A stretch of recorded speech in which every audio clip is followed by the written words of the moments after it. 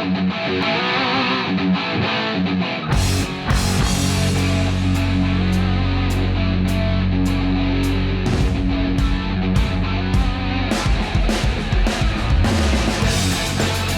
Nerdcast Empire is on the air. It is Friday. It is time for the Nerdcast News Report here on this Friday morning. I'm Matt in the studio. Great to have you along with us. And we've got all the news you need to know in the nerdy world as you head into your weekend.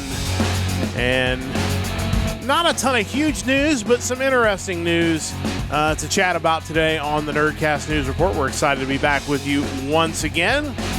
And back with me once again in the studio to talk all things nerdy news on this Friday is Mike. Mike, how's it going? It is going. We are a quarter of the way through February, so we are making our way to hopefully spring, warmer weather, and really cool stuff in the world of gaming and anime. We'll see what we got. Yeah, we had some nice weather this week, and it just reminds you that it's not time to have nice weather yet, so the not nice weather just almost feels worse because it's we're not there yet. But luckily, we got a lot of nerdy stuff to go through that will do its best to try to get us through until the weather actually does turn for the better. But some interesting stuff this week, and the big story we're going to start off with is news about the live-action Gundam story. Got a couple of news articles here, first from Crunchyroll, and then the second one will be from Comic Book. But this was announced in 2018. What's funny about this as I get into the story is I was looking for some graphics to create for this podcast, and I found a article about this on Reddit that was, talking about shots of the potential live action Gundam or whatever, and then there was a flare on it saying like probably BS, because I think at that point, even a couple of years ago, people just kind of assumed this wasn't going to happen, that it was just rumor, and it was just nobody was ever going to follow through with this. Well, it does look like they're going to follow through with it. We have a new director in Jim Mickle that was announced late last year.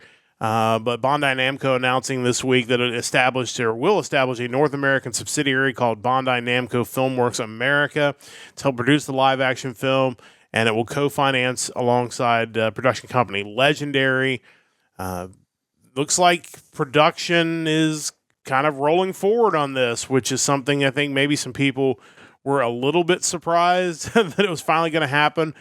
We believe it is based on the original Gundam from 1979. I think there's still some question marks about that. We'll probably get more answers in the coming months now that there's a subsidiary set up. But on the face of it, it's pretty wild that they're going to create a live-action Gundam series and they're going to do it here in the West. Yeah, I feel like it's one of those things, even before they first announced it in 2018, there were always rumblings about their being one eventually. It just seems like too obvious of a thing to not try to adapt. It's war, it's robots, it's explosions, it's everything that you think should play to the Western market. I think that's why even Gundam the anime, there were numerous attempts over the years to try to make it appeal to the West, because who doesn't like giant robots and war? I think when they announced it in 2018. Fast forward a few years and you have all the lockdowns, I think most people just kind of assumed it was going to be another one of the many canceled projects due to the pandemic, and to kind of get new news on it late last year, and now here we are 2025 and production is actually really a thing now. I think that's encouraging and kind of surprising. It's interesting that it kind of parallels, and obviously with them beginning production, we still could be a year or two away from this thing actually seeing release, because I'm sure it's going to take some time for this all to happen. But it is interesting that it kind of parallels the new Gundam anime series, which also is at least somewhat based in the original universe of Gundam, albeit kind of an alternative timeline. But kind of interesting that those both kind of come out at the same time. And I know you did a little research on the director and kind of what to expect, because to be honest, neither one of us had heard of this guy. Nothing against him. He may do an amazing job, but it was not a name that necessarily jumped off the page at you. But you said you found that he's been involved in some things that people have enjoyed, so that's a good sign. Yeah, he seems like someone who, he doesn't have a whole lot of credits, but back in 2021, he was the director of a TV series, Sweet Tooth, which is a 7.7 on IMDb. And people in the comments kind of suggested that was a legit thing and that you could kind of actually see his work shine in that from a directorial standpoint. Other notable works in The Shadow of the Moon in 2019, Hap and Leonard, the TV show from 2016, and then a horror movie, Mulberry Street from 2006, which I vaguely remember from my old Blockbuster days.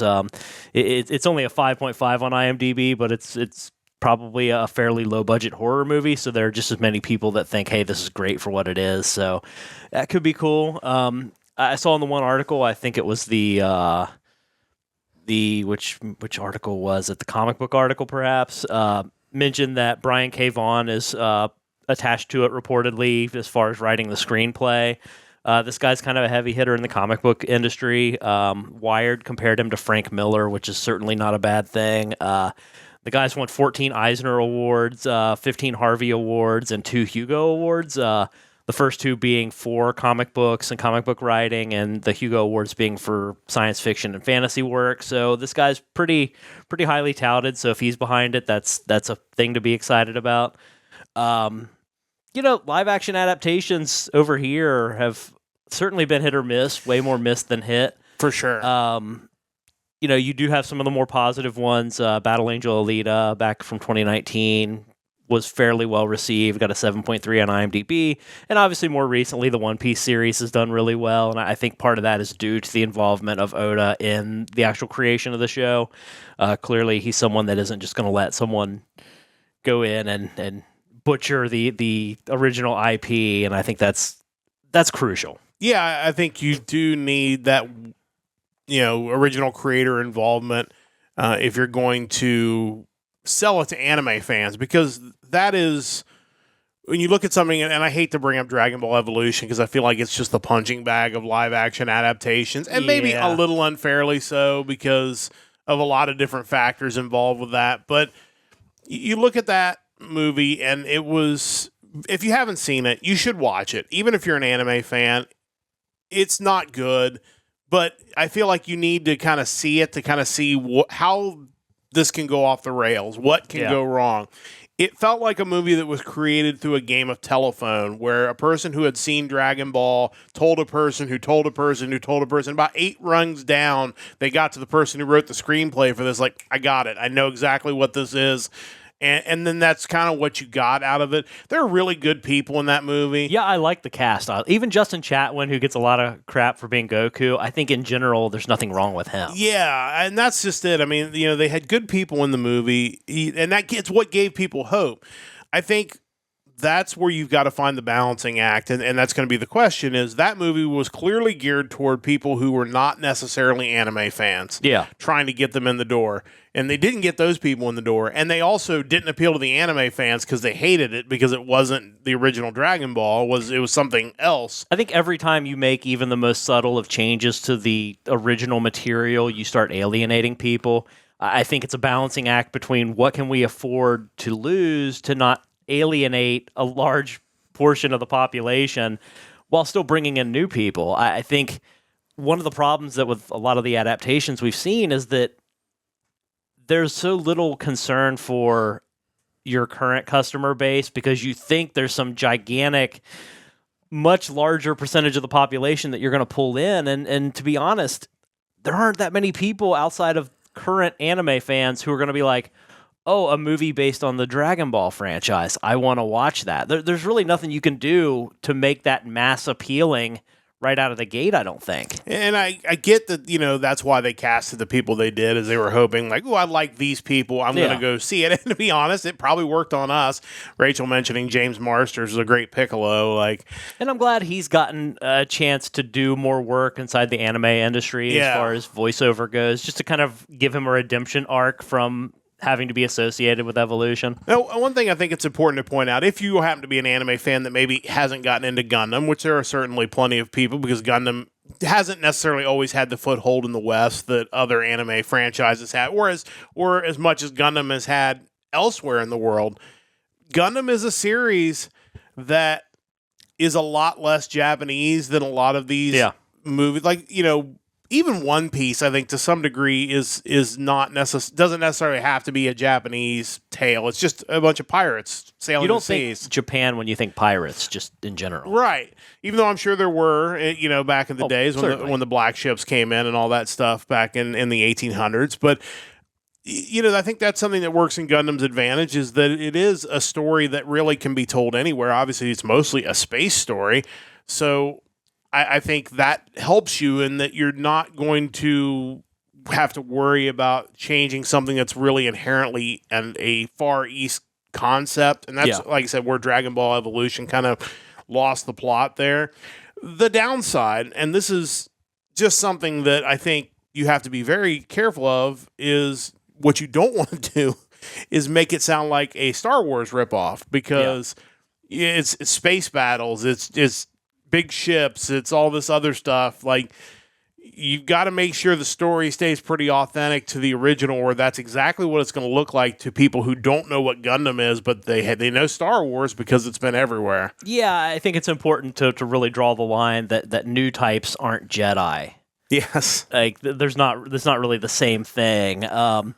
But I get it, and it makes sense with Bandai Namco kind of creating their own subsidiary to run it, because you look at things like Star Wars, you look at things like the Marvel Cinematic Universe, Marvel, those heroes have been around since the 50s and 60s. You have Gundam here who's been around since the late 70s.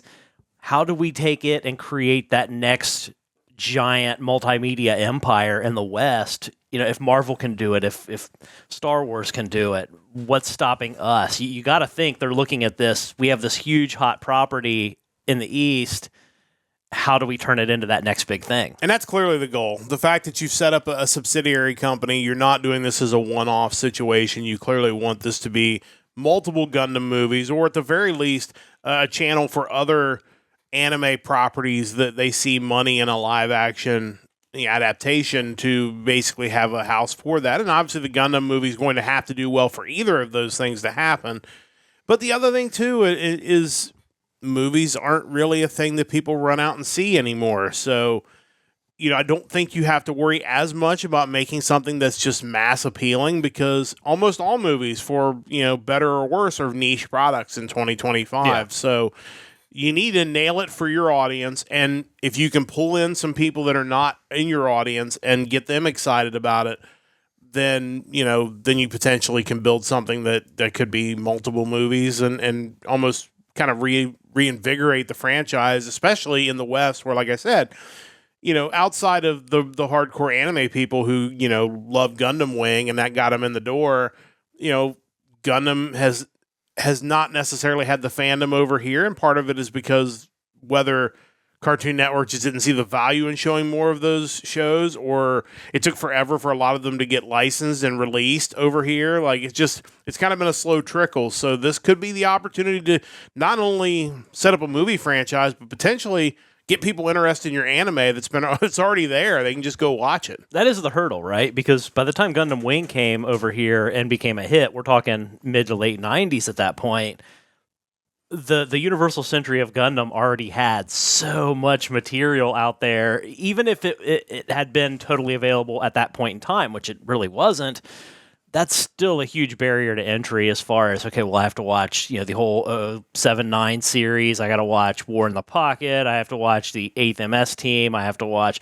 You're just going to... And not that all these are mandatory, but as someone who wants to get into that timeline, you feel like they are. Not to mention Zeta, Double Zeta, Victory. It's never ending. But, again, not to talk too much about real-world issues and whatnot, but this could really be great timing, because I feel like in a lot of ways the concept of space exploration and potentially even colonizing space has become much more out there in the real world. So what better time to introduce Gundam full force to the West in a time when you actually have people in notable positions that think that could be a reality. Yeah, I mean, still feels very science fiction-y to me in 2025, and I'm a big fan of Earth. I'll be honest, and I spent my whole life here. Yeah, I mean, don't know if that's necessarily the best use of resources in 2025, but I think creating a movie could be, and I think, maybe you also find out some of the dangers of space, because Gundam does a pretty good job of kind of bringing people through that, and war in space, just like, it's just because you go out and colonize doesn't mean that conflict won't follow, and that's kind of the story of Gundam and kind of all the different series for sure, but again, I think we're very much still at the beginning of this, even though it is 7 years after it was announced and we're now just getting this subsidiary company. I think we're still probably looking at a year or two before we even begin to think about this thing getting released. If they're going to do it right, I think if it comes out in 6 months, that's probably not a good sign. But yeah, we'll keep an eye on this. And if there's new news on this front, we'll certainly pass it along on our Nerdcast News Report. Got some smaller news stories as we go forward. The second one, just kind of almost a footnote, but the Metal Gear Solid people were certainly very excited about this. The Metal Gear Solid Delta Snake Eater release date was leaked. Looks like that will be coming out on August 28th here in 2025, according to some prematurely published information on the PlayStation Store. Evidently, Konami's been working on this for a while, and I guess a trailer for this appeared back when it looked like this was going to come out in 2024, and evidently it didn't.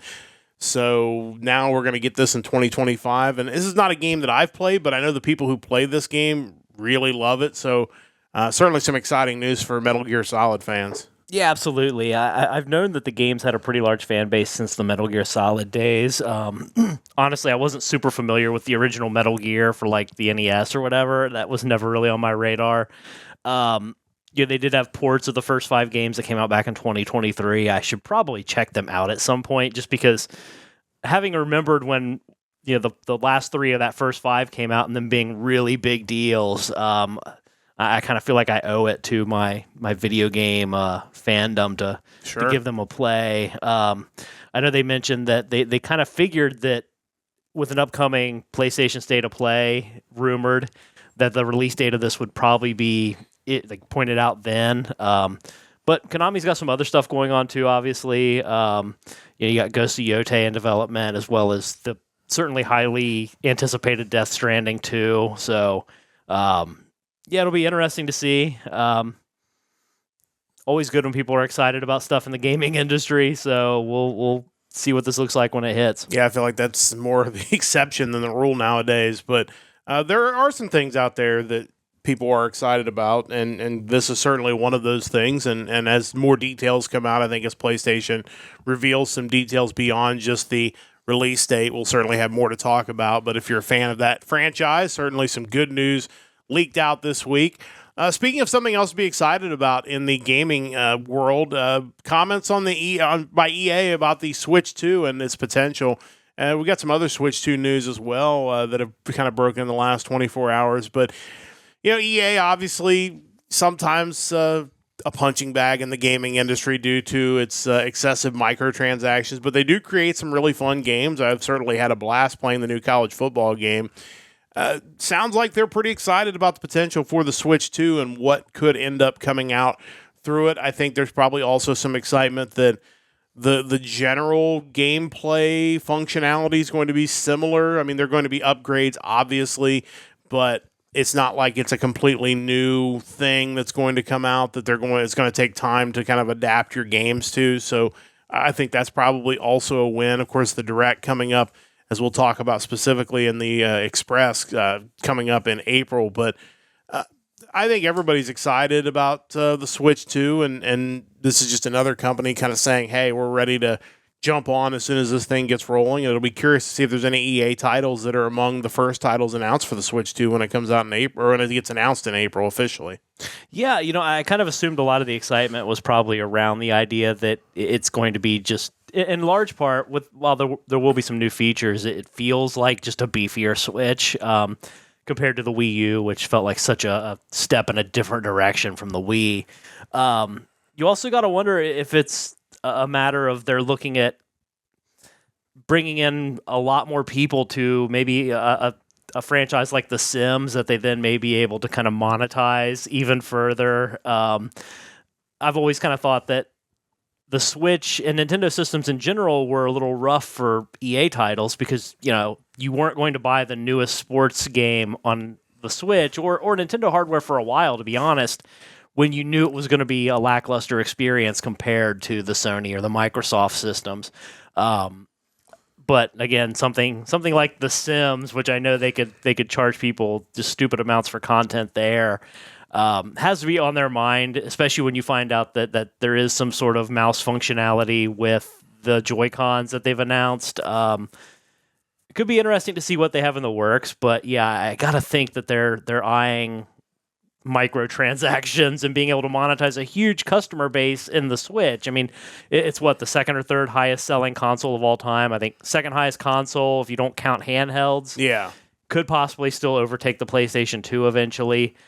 That's a lot of people, and if you could monetize them in any way, shape, or form, that's something to be excited about. As you see on screen in the Game Rant article about this, it notes that half the players who played The Sims on the Nintendo Switch had never played an EA game before. So this was literally their gateway into the company. Sure. Was playing The Sims on the Switch. So yeah, I'm sure dollar signs in their eyes for sure. But you mentioned, and probably worth mentioning a little bit more, and that's the additional news that some of the patents have leaked for the Nintendo Switch 2 and some extra like gyro capabilities. But like you mentioned, I think the potential to use the Joy-Cons as a mouse as opposed to just strictly like a controller opens up a lot of possibilities for what the Switch 2 is going to be able to do from a gaming standpoint. Yeah, I think anytime you can take the system and give it functionality that mirrors more PC gaming specifications, I think that opens the door for a lot of opportunities.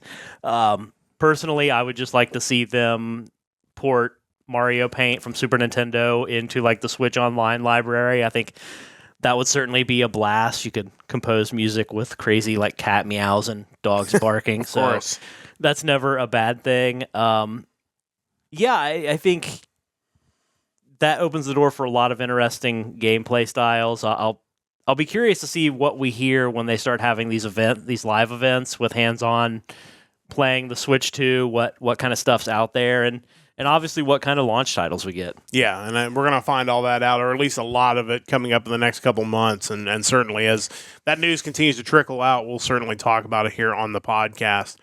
One other just quick news item today, and we've told you we're going to do our best to keep you up to date on the Ohayocon lawsuit against Sakai Guild. So we'll probably have just short updates unless something major breaks. And that's really what this qualifies as. It was filed in court this week that the preliminary injunction hearing that was originally scheduled for this Monday, that's February the 10th, has been pushed back a week till February the 17th. All parties have agreed to that. Would presume that has to do with maybe just now getting a defense counsel in place and giving them time to kind of, get up to speed on everything that's going on.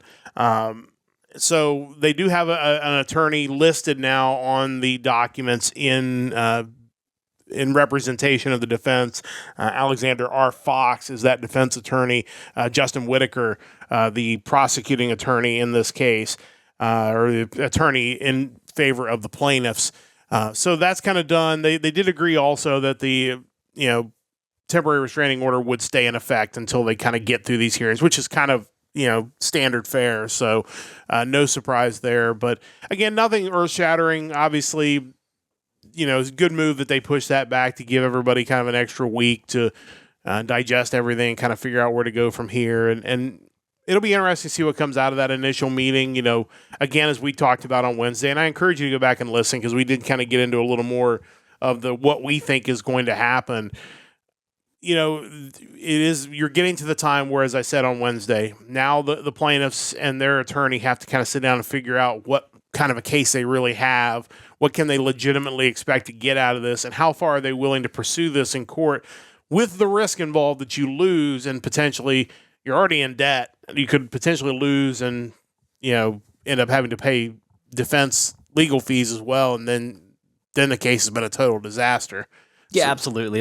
There's a lot to go over, I'm sure, with the now established defense team. I think first and foremost, you have to go through and just kind of strike out anything that you think isn't even a fight you can have. And I think some of, like, when you look at the screenshots that were given with the initial filing, I think some of that stuff probably isn't even anything you have to defend. But yeah, it'll be interesting. I assume that means we're going to get silence from the Sakai Guild people for the extended time here, which ultimately is what's best. The last thing you want is to say anything, and you're not going to make the situation better that way. You're just going to put yourself in possibly a more vulnerable position.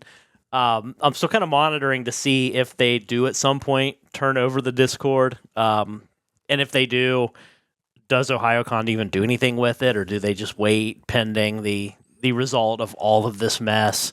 I hope it ends cleanly and relatively quickly once the ball really gets rolling. I feel like at this point you have one group that seems interested in growing the community, and then another group who tends to be more into attacking the community. So I just think, as Ohio anime fans, you just want this to get over with. Yeah, and obviously with SakaiCon coming up in a couple of months, they certainly want this to get over with so they can get about the business of running their first convention. But we'll obviously keep you up to date as news breaks. Obviously, we have our newscast, which our Wednesday podcast is going to be a news podcast as well. We'll still talk anime things. We'll still do things like play our favorite anime music, all that good stuff from time to time. But we're going to rebrand it to the Nerdcast News Report as well. And then just a reminder before we get to the Nerdcast or the Empire Express, that Sunday night we'll be back with another episode of Music Weekly. It's the music of January the 24th, I believe, this week. Looking forward to catching up with some more great music. So join us live on twitch.tv/NerdcastEmpire for that on Sunday. Time to get to the finish here. It's the Empire Express. Are you ready to go? Let's do it. I'll take the odds as always. Living Color's Doug Wimbish noted in a Roku TV interview that the band is making a new album and going into the studio in a few weeks. Excited for a new album first and foremost, and do we see them at WrestleMania playing Punk to the Ring? To the first question, absolutely. These guys were tremendous live, and I can't wait. They sound rejuvenated. You really want to hear what they have next. As far as WrestleMania goes, I think you got to do it, right? Now's the time. I think it also really highlights how important it is to have legit music for your professional wrestlers. It just gives them another way to further get over with the crowd. I hope we see more of that in the future. YouTube has announced it made $36.2 billion in revenue in 2024 from advertising alone, with the company making more than $10 billion in Q4 alone. Are you surprised more people don't sign up for YouTube Premium? Yeah, I am. I'm stunned by that, and I'm amazed that so many people sign up for every other subscription service, but for some reason that one gets so much pushback online. And honestly, it's great. I've had it for a long time, even back when it was like YouTube Red, and I don't even ever consider canceling it. And the revenue, as Mike mentioned, doesn't even include that money. So presumably that was on top of more revenue. But I don't understand why people want to watch ads and then get mad that they have to watch ads. What do you expect? Metal Injection posted a list of the metal albums that have been or will be released in conjunction with Record Store Day 2025. I'll post that in the chat so you people can see it as well. Mike, pick 3 albums off of that list that people need to check out. So yeah, Record Store Day is April 12th. If I had to pick 3, which is really tough to do because I have about 5 or 6 listed, I'd probably go with Black Sabbath, Eternal Idol, first album with Tony Martin on vocals. I've not really gotten into that era of Sabbath. I'd like to check that out. Collective Soul's 2000 album Blender is going to be part of the Record Store Day deal. That's an underrated album, I think. And finally, the 45th anniversary of Saxon's Wheels of Steel, classic new wave of British heavy metal band. Always cool to have any kind of anniversary vinyl. So yeah, definitely would like to check those out. Japanese Anasong legend Lisa has announced her first North American tour with her first solo shows in LA and New York. She also has a date in Mexico. Surprised there aren't more cities on the tour? Yeah, I am. I'm kind of shocked when you see other artists touring all the way across the country and Lisa's only doing 3 shows. Now maybe her schedule just doesn't allow it because I'm sure she's in high demand in Japan, but if there was a show in Chicago, I absolutely would drive up to get to see Lisa live. You don't know how many chances you're going to get to see her, so kind of strange. Finally, Nintendo has officially announced the start time for its Direct on April the 2nd. It will start at 6 a.m. Pacific or 9 a.m. Eastern. How soon after the Direct do you expect the Switch 2 to hit the market? You got to think with them having these experience events running live, that means the Switch 2 has to be really, really ready to be released. I've heard rumors putting it somewhere between May or June, maybe even further out to September. But yeah, I'm kind of trending sooner rather than later. I think that's a good call. I think they're going to try to get this in people's hands as soon as possible. And that's going to wrap things up for the Nerdcast News Report on this Friday. You're all set to go into your weekend now with all the latest news, and we'll certainly be keeping you up to date. Of course, Monday, Wednesday, Friday for the Nerdcast News Report, 9 a.m. on Mondays and Fridays, 8:30 a.m. on Wednesdays, and then, of course, Music Weekly at 7 p.m. Eastern Time on Sunday. Big thanks to Rachel for joining us in the chat this morning. Big thanks to everyone who tuned in, whether you were live or on the VOD. Of course, you can catch us live like 4 times a week on twitch.tv/NerdcastEmpire.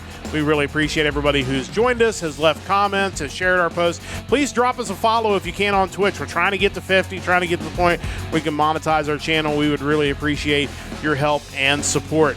That's going to wrap things up for today. For Mike and the entire crew, I'm Matt saying so long. Don't forget to join the Empire, the Nerdcast Empire.